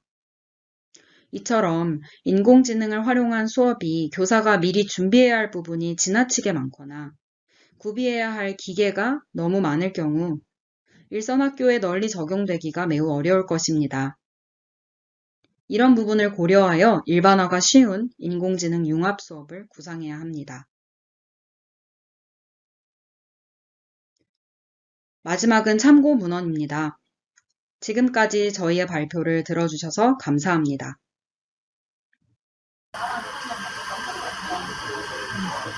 네. 다섯 팀의 발표를 너무 잘 들었습니다. 관련해서 아직까지는 우리 듣고 계신 분들이 질문해 주신 건 없는데요. 네. 없기 때문에 제가 마음대로 질문을 드리도록 하겠습니다. 다섯 팀 선생님 모두 너무 열심히 잘해 주신 결과라서 우리 학교 현장에 주는 시사점이 굉장히 크리라고 생각이 됩니다. 네. 하시면서 느낀 점과 향후 계획이 있으실 것 같은데요. 먼저 하윤주 선생님 어떻게 이 과정에서 느끼신 점, 또 향후에 어떤 또 연구를 진행하실지 한번 말씀 부탁드립니다. 네, 교수님, 안녕하세요. 네. 네, 저는 이번에 아이들이 굉장히 흥미있어 하는 모습에 조금 집중하였습니다. 지금 어른들도 성인들도 인공지능이 좀 무엇인지 모르고 어렵게 느껴 하시는 분들이 많은데요. 아이들은 굉장히 재미있어 하고 접근 가능하다고 생각하는 것 같았습니다. 그래서 제가 앞으로 나아가고 싶은 방향은 이번에 머신러닝을 연구했으니 다음에는 딥러닝에 대한 과정을 초등학교 수준에 맞게 재편하여서 구성해 보고 싶다는 생각을 하였습니다. 요번에도 저희 이화여대 센터가 공모하는 공모전에 참여하셔야 되겠네요. 그래야 될 것 같습니다. 네. 딥러닝으로 한번 도전해 주시면 좋겠네요. 네. 네. 고맙습니다. 네. 이고은 선생님 같은 질문 드려보겠습니다. 네, 교수님 안녕하세요. 네. 저는 지금 수업을 또 구상하고 있고, 이번 학기 2학기에 그 수업을 가지고 아이들하고 하고 있었는데, 일단 인공지능이랑 감정이랑 미술에서 감정이 되게 중요하고 생각하는 부분이 중요한데, 인공지능은 스스로 생각하지는 못하니까 그 부분을 계속해서 고민하면서 수업을 진행을 했었는데, 또 재밌는 수업을 만들어지는 거예요. 생각 계속 하다 보니까. 그래서 그걸 가지고 또 더 발전시켜서 정리를 해봐야겠다는 생각을 했고, 뭐, 네, 그렇습니다. 그래서 학생들을 창의적으로 교육시키는데 선생님이 더 창의적으로 변하시는 것 같아요. 그죠? 네. 네. 좋습니다. 김태림 선생님. 네, 교수님하고 선생님들 반갑습니다. 네. 네, 저도 이제 아무래도 논문 준비도 하고 있다 보니까 최근 이제 데이터 과학 교육에 대해서 좀 이렇게 연구 자료를 좀 찾아봤었어요. 그래서 제가 했던 이 데이터 기반 중심지 찾기를 바탕으로 해서 이제 다른 과목에도 혹시 이렇게 접근해 볼 만한 주제가 있는지 좀 더 연구를 해보고 싶다는 생각이 들었습니다. 어떤 과목을 지금 생각하고 계세요? 근데 이게 막상 또 개념을 이렇게 데이터로 정의해야 되다 보니까 아무래도 뭔가 공공 데이터가 있으려면 사회가 아무래도 또 있을 것 같고 아니면 어 과학 쪽에도 확실히 있을 것 같습니다. 그래서 그쪽을 쪼끔 더 연구를 해 보려고 합니다. 사회 문제 과학적 해결로 하시면 융합 수업이 아주 좋을 것 같으네요. 그죠? 네. 네네. 좋습니다. 네. 설신혜 선생님 말씀 부탁드릴게요. 네, 안녕하세요. 네. 네. 저도 대학원 다니면서 배웠던 여러 가지 것들 활용해가지고 학교에서 다양하게 융합 수업 하려고 시도를 하고 있는데, 지금까지는 좀, 뭐, 이렇게 재밌는 수업, 학생들이 많이 참여할 수 있는 그런 융합 수업 위주로 했다면 앞으로는 좀 더 평가까지 좀 구체화돼서 연계할 수 있는 수업을 해보고 싶고, 또 지금까지는 아무래도 제가 어떤 주제를 선정해서 학생들이 인제 어쨌든 구체화되어 있는 수업을 학생들이 실행하는 경우였는데, 이제는 학생들이 직접 어떤 사회 문제를 해결할 수 있는 주제를 직접 선택해서 AI로 해결해 보는 그런 프로젝트 수업을 좀 해 보고 싶습니다. 그 정해져 있는 내용이 아니면 평가가 더 어려울 것 같은데요. 학생 네, 스스로 맞아요. 것 문제를 같습니다. 만들어내는 건 굉장히 창의적이고 좋은데 그 학생들의 다양한 주제를 어떻게 또 평가해 줄까 이게 또 과제네요. 그죠? 네. 네. 맞습니다. 함께 같이 풀어보면 좋겠습니다. 네. 알겠습니다. 원지영 선생님. 네, 안녕하세요, 교수님. 네네. 네, 저는 개인적으로 이번에 수업을 이렇게 준비해 보면서 자동 채점과 평가의 매력을 매우 많이 느껴서요. 저 개인적으로는 조금 자연어 처리 분야를 공부해 보고 싶다는 생각이 들었고, 이제 교육자로서는 인공지능 기술을 이용해서 요새 환경 문제가 굉장히 대두되고 있으니까 그런 부분들을 해결할 수 있는 좀 학생들과 프로젝트 수업을 계획해 보고 싶다라는 생각을 했습니다. 이상입니다. 그 자동 채점할 때 자연어 처리부터 공부하기 시작하면 너무 머니까 일단은 남은 기간은 기존에 있는 인제 자연어 처리의 솔루션들을 활용해서 그걸 가지고 사실 인제 과목별로나 문항별로 이 그 말뭉치를 이해해서 보캐블러리를 만들고 평가 기준을 만들고 요런 걸 한번 적용해 보는 쪽은 어떠세요? NLP부터 시작하면 또 한 몇 년 걸리실 것 같은데. 네, 제가 열심히 연구하고 네. 교수님이 말씀해 주신 방안대로 연구해 보도록 하겠습니다. 감사합니다. 네네네. 아니 근데 기초를 학습하는 것도 너무 좋고 또 현장에 적용하는 것도 같이 연결되면 너무 좋을 것 같습니다. 네. 그 5 분들의 말씀을 인제 들어보니까 서로 궁금하신 것도 있을 것 같아요. 서로 인제 관련된 내용도 있으실 것 같은데 예 잠깐 누구한테 뭘 질문할지를 생각하시기 바라고요. 하나씩 의무적으로 질문하는 시간을 갑자기 저 부탁도 안 드렸었는데 이렇게 느닷없으시죠? 왜냐하면 지금 플로어에서 질문이 많이 나올 줄 알고 제가 별도로 안 했었는데 그 사이에 하나 질문이 들어왔습니다. 네 다행입니다. 아 발표 감사드립니다. 김태림 선생님께 이화여자대학교 미래교육연구소 조현명 박사님이 이 질문을 주셨는데요. 김태림 선생님 공공 데이터를 활용한 수업의 경우 초등학교 고학년 학생들이 흥미도와 이해도의 측면에서 어떤 반응이 있는지 궁금합니다. 특히 학생들의 이전까지 학력 격차, 편차, 그러니까 수준 차이가 있을 텐데 이런 거는 어떻게 또 해결하시는지 그리고 다른 연령에 적용할 때 특히 인제 초등학교에 계시니까 저학년한테 적용한다면 또 어떤 것을 유의해야 될지 질문을 논문 심사하듯이 질문을 주셨는데요. 네. 그중에서 어. 답변 가능하신 걸 좀 부탁드립니다. 네. 굉장히 이제 심오한 질문을 주셔서 저도 이제 막 생각이 많아지는데 그러니까 네. 저도 사실 이 데이터랑 인공지능 해 보는 걸 그 정보 영재 아이들하고 해 봤었는데 이제 그 일반 학생들이 아니었고요? 네. 정보 영재 아 아이들은 이제 제가 그전에 이제 좀 쉬운 데이터로 이렇게 네. 뭐 예측도 해 보고 뭐 분류도 해 보고 이렇게 하면 얘네들이 '아 이게 이런 식으로 데이터의 그 열을 피처를 갖고서 예측을 하는구나.' 이런 걸 좀 이해하고 이제 공공 데이터 갖고서 해 보니까 좀 이해하는 것 같았는데 심지어 그중에서도 이제 소수는 이게 어떻게 열을 이제 선택해야 되고 이 개념 자체를 잘 이해를 못하는 학생들도 있었습니다. 그래서 제가 봐도 이런 걸 하기 전에는 그러니까 수많은 좀 아주 쉬운 예제들로 다양한 사례를 좀 연습해 보고 또 저학년한테는 좀 이렇게 프로그래밍 툴을 사용하는 것보다 뭔가 이렇게 언플러그드 형식으로 진짜 데이터를 이렇게 그 스몰 데이터라고 하죠. 스몰 데이터를 좀 각자 반에서 만들어서 뭐 카드를 갖고서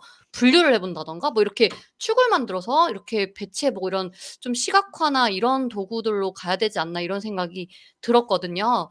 근데 진짜 데이터가 되게 중요한데 이게 되게 어려운 부분인 것 같기도 해서 저는 처음에 이제 스몰 데이터부터 좀 저학년은 가고 고학년 가서는 이제 공공 데이터 쪽으로 가면 좋겠다는 생각을 했습니다. 그래서 저도 이 분야가 앞으로 더 연구가 좀 많이 필요할 것 같더라고요.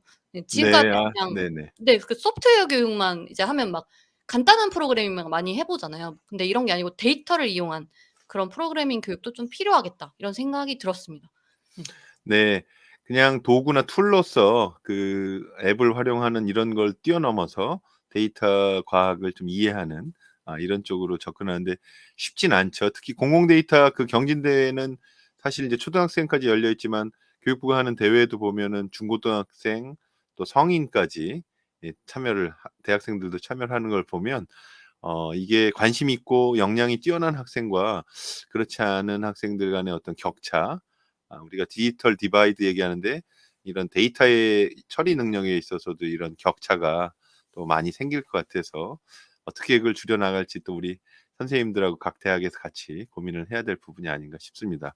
제가 드린 과제는 안 해도 되겠습니다. 보니까 시간이 거의 다 된 것 같아서 혹시 준비하셨는데 꼭 '나는 이거 질문하고 싶다.' 하는 한두 분만 들어보도록 하겠습니다. 자발적으로 하겠습니다. 의무 부과를 하지 않고요. 네, 자발적으로 질문이 있으시면 자발적으로 하윤주 선생님이 인제 네, 말씀해 네. 주시면 저도 네. 김태림 선생님 수업에 어. 되게 재밌게 들어서 질문이 또 있는데요. 네네. 저도 데이터 관련된 수업을 해 보려고 하니까 그런 엑셀 사용에 대해서 애들이 너무 어려워해서 제가 어떻게 편집을 해서 줘야 될지 모르겠더라고요. 혹시 이것에 대한 노하우를 쪼끔 나눠 주실 수 있으신가요? 네. 엑셀도 이제 마찬가지로 아주 쉬운 것부터 하는 방법밖에는 없을 것 같고요. 근데 굉장히 이렇게 뭐라 하지? 버튼 몇 번만으로도 이제 데이터가 딱 시각화되고 굉장히 사실 좋은 툴이더라고요. 그래서 평소에 약간 많이 사용해 보고 이렇게 하는 것만이 아이들이 좀 익숙해지지 않을까, 많이 사실 안 해 보니까 그런 것 같거든요. 그래서 저희가 뭐 보고서 만들 때나 이럴 때도 엑셀로 만들어라 해 보고 이렇게 계속 뭔가 좀 투입을 해 줘야만 될 것 같습니다. 예. 네, 엑셀만 잘 익혀도 사실 기초 통계라든가 이런 거를 구현해 낼 수 있고 시각화도 가능하고 또 보고서 작성까지도 가능한데 사실 인제 중요한 거는 어느 정도 기초 개념까지 우리가 설명해 줘야 될까? 그 대상별로 또 수준별로 맞춤형으로 요런 걸 좀 더 고민을 많이 해야 될 것 같아요. 그죠?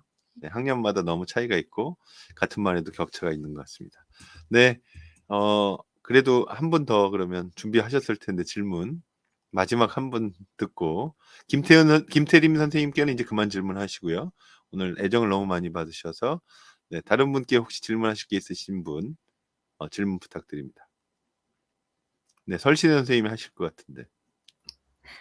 네. 저는 질문이라기보다는 네. 아까 하윤주 선생님이 말씀하신 거에 대해서 저도 데이터를 가지고 학교에서 학생들이랑 여러 가지 연습을 많이 하고 있거든요. 그래서 저도 엑셀도 사용해 봤고 또 제가 사용하는 방법 중에는 구글 시트를 사용해서 학생들에게 간단한 그런 김태리 선생님께서 말씀하신 스몰 데이터를 구글 시트로 과제로 나누어 준 다음에 이제 그런 것들을 차트로 바꿔보는 연습 같은 거를 많이 시켜 봤어요. 그래서 인제 구글 시트로 과제를 받으면 제가 확인하기도 편하고 하니까 그런 방법을 써 보셔도 좋을 것 같다는 네, 의견을 드립니다. 네. 네. 오늘 네, 너무 감사드리고요. 5 팀에서 발표해 주신 동영상을 저희가 끝내려고 하는데 질문이 마지막으로 하나 올라왔는데요.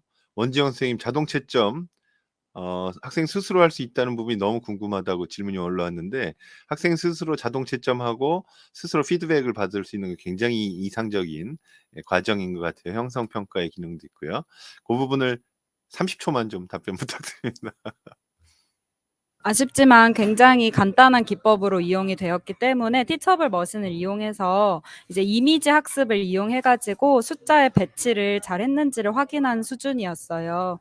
제가 AI 모델을 아직 개발할 수 있는 수준은 되지 않았기 때문에 그런 부분을 활용했었고, 실물 화상기를 교실 뒤편에 5대를 배치한 다음에 학생들이 자기 화면에서 노트북 화면에 정답입니다 퍼센트가 99% 이상이 되면 그건 정답이 맞다라고 인식할 수 있도록 사전에 안내하고 수업을 진행하였습니다. 네. 감사합니다. 자동 채점의 그 수준으로 본다면 기본적인 걸 활용하셔서 네, 잘 쓰셨는데 사실 효과는 제가 볼 때는 빅데이터나 AI의 기능이 더 고도화된 거냐 아니냐는 큰 의미가 없고요. 실제로 학습에 얼마나 효과가 있느냐가 우리한테는 더 중요합니다. 그래서 아주 고도화된 기술을 쓴다는 것 자체가 저는 큰 의미가 없다고 보고요. 실제 학생들한테 교육적인 효과가 큰 도구를 활용하는 게 저는 제일 베스트가 아닌가 이런 생각을 합니다. 네, 오늘 저희 세션은 이 정도면은 너무 풍성하고 이렇게 토론의 깊이 또 아주 제가 볼 때는 학술대를 빛냈다고 생각하고요. 아까 드리려는 말씀은 우리 5 팀에서 발표하신 이 동영상을 저희가 공유하고 다른 선생님들께 나누어 드려도 괜찮으시겠죠? 네, 너무 발표들을 잘하셔 가지고 너무 훌륭합니다. 그리고 제가 저희 인제 이화여대 교수로서가 아니라 저희 센터장으로서 AI 융합교육 센터장으로서 요청드리는 거는 다음 우리 이 대회가 열려서 수상자가 또 나오실 때까지 남은 약 한 7-8 개월간 저희랑 함께 또 이렇게 많은 또 행사에서 나눔의 기회를 같이 해 주시면 좋겠습니다. 너무 감사드리고요. 우리 5팀 너무 의미 있는 시간이었다고 생각이 됩니다. 다음에 오늘은 이제 온라인으로 뵀는데요. 실제로 뵙는 날을 또 기대하면서 이 정도로 오늘 세션을 마무리하도록 하겠습니다. 고맙습니다. 감사합니다.